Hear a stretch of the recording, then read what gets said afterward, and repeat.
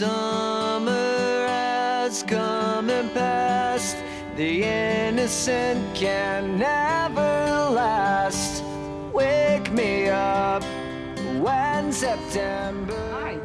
It's been 165 days since George and I picked up and left New York City and moved back to this Old Calgary house. And it's actually the Canadian Thanksgiving weekend, and we just had our first snowfall this week. Winter isn't coming anymore, it is here. Luckily, it's the snow didn't last, but most importantly, we were able to complete the major outdoor work we wanted to do before the winter came.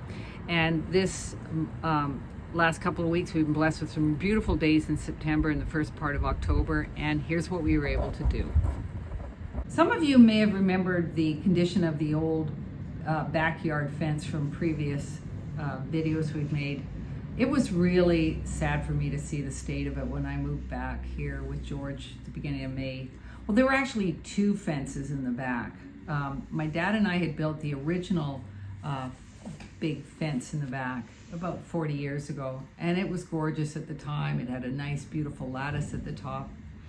But, you know, it was showing its age, and somebody had taken a neighbor's old brown fence that they were discarding and actually just nailed it on to my original fence. So there were actually two fences for the price of one, but it was not great.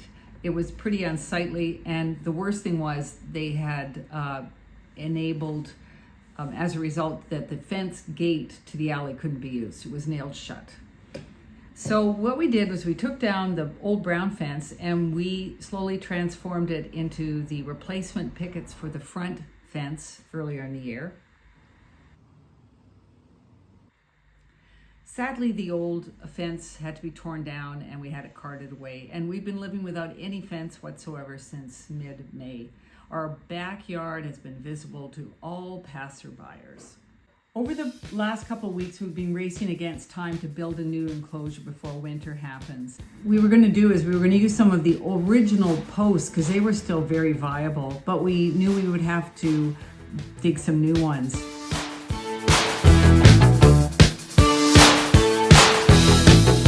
Correct and whip.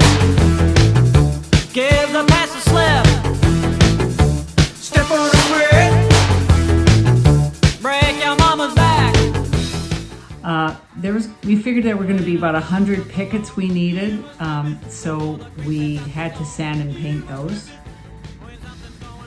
We learned how to dig post holes without any type of electronic tools. We also learned to mix concrete up and set our new posts. We needed to make them as straight and true as possible. It was really exciting when we finally put our 6-foot fence planks into place after all that work.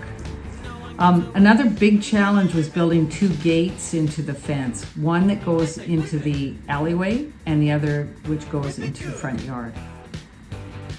We were so proud of them that we actually installed a special insert into one of them.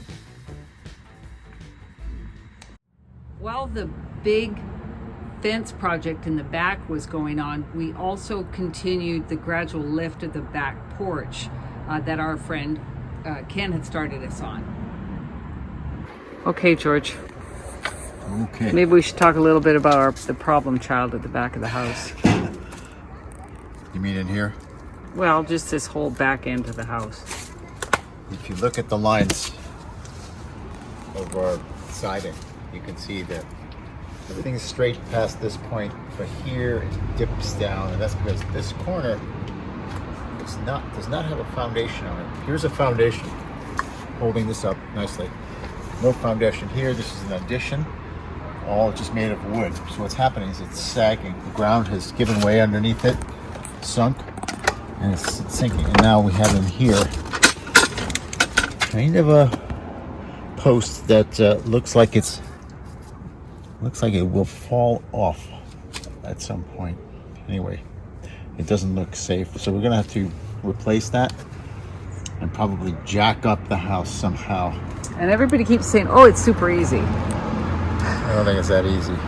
I think the jacking up part is easy. It's doing the repairs that happen when it Yeah, starts because to like crack see apart. this window is doesn't we haven't been able to really open it and close it because it's kind of coming apart. And yeah, and the door is kind of funky. We also used Ken's jack to slowly lift up our back porch, Okay. a quarter of an inch at a time. You just don't have as much room. Yeah. Oh, What? it's looking pretty level. Okay. You might want to do another. I don't know. This guy in here. Okay. It's like the opposite of Jingo or whatever that game is, right? Yes. It's looking pretty. Oh yeah. Boards are pretty parallel now. It works. Works, yeah. When we finally were satisfied with the alignment and things were straight again, we cut a piece of sonotube to create a concrete pillar for our old jack post.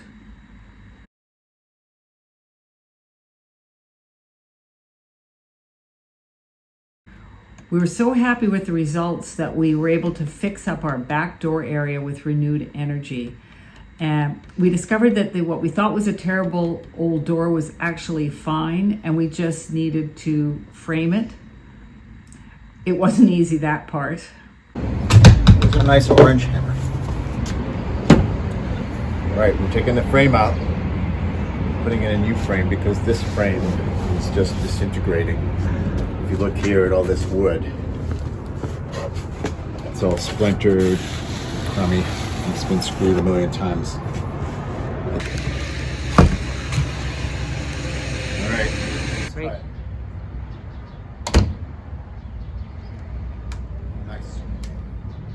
We also installed a new keypad similar to the ones in the front, which we loved. And we were able to make it look beautiful. We also painted the railings going into the back of the house with a special paint. Tremclad's really good for painting metal. So you can see the before. And you can see the almost after. So I love this product. The old linoleum on the floor of the back entrance had to go. What are you doing? Oh, you know, this linoleum is cracked and there's 2 layers of it and it looks like there's wood underneath it. So we got the door off. I thought I might as well strip it because we're going to put something else in here. Anyways. We ended up painting the back door. Guess what color?